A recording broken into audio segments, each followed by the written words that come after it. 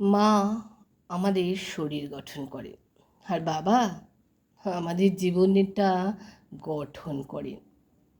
মায়ের গর্ভে 9 মাস ছিলাম, বাবার কাঁধে চেপেছিলাম 25 বছর। তবুও কেন যেন বাবা সবসময় আড়ালেই থাকেন। মা প্রতিদিন রান্নাঘরে বিনা বেতনে কাজ করেন, আর বাবা তার মাসের শেষ পয়সাটিও সংসারে ঢেলে দেন। দুজনেই সমানভাবে ভালোবাসেন, তবুও মা যেন ভালোবাসার মঞ্চে এক ধাপ এগিয়ে, আর বাবা কেমন যেন নীরবে দাঁড়িয়ে থাকা একটা প্রেক্ষাপট। মা নিজের হাতে আমাদের প্রিয় খাবার বানিয়ে দেন, বাবা চুপচাপ দোকানে ঘুরে সেই জিনিসটা এনে দেন। মায়ের ভালোবাসা চোখে পড়ে, বাবার ভালোবাসা হয়তো মাটির নিচের শিকড়ের মতো, যা না দেখলে বোঝা যায় না, এবং সেই জিনিসটা এনে দেয়, কিন্তু দাঁড়িয়ে থাকাটাই তার অবদান।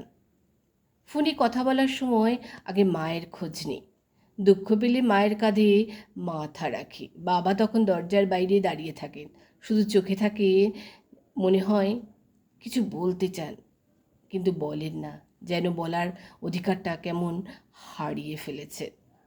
বাচ্চাদের আলমারি রঙিন জামায় ভর্তি, মায়েদের শাড়ির আলমারিও বেশ সমৃদ্ধ, কিন্তু বাবার আছে মাত্র কয়েকটা জামা।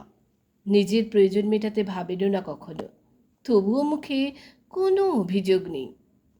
মায়ের গয়নার বাক্স ভর্তি সোনা রূপা, আর বাবার আঙুলে সেই একটাই আংটি যেটা তিনি বিয়ের সময় পরেছিলেন। তবুও মায়ের গয়নাতে ঘাটতি থাকলে সে বলতেই পারেন, কিন্তু বাবার নেই কোনো চাহিদা। বাবা সকাল থেকে রাত পরিশ্রম করেন সংসারের জন্য, মাঝে মাঝে অফিস থেকে ক্লান্ত হয়ে ফেরেন, তবুও ঘরে ঢুকে সন্তানের মুখ দেখেই সব ক্লান্তি ভুলে যান। স্বীকৃতি চান না, প্রশংসা চান না, শুধু চান সবাই ভালো থাকুক।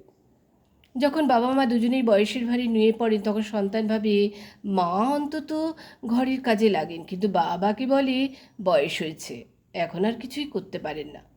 হয়তো বাবাই সংসারে সেই নীরব মেরুদণ্ড, যিনি সামনে থাকেন না, কিন্তু তার কারণেই পরিবারটা দাঁড়িয়ে থাকে। তাই হয়তো বাবারা পিছিয়ে থাকেন না, তবুও ঘরে ঢুকে সন্তানের মুখ দেখেই তারা ক্লান্ত। তাই হয়তো তিনি ইচ্ছে করেই সামনে আসেন না, কারণ তিনি জানেন তার ভালোবাসা প্রমাণ করতে হয় না। সংগৃহীত।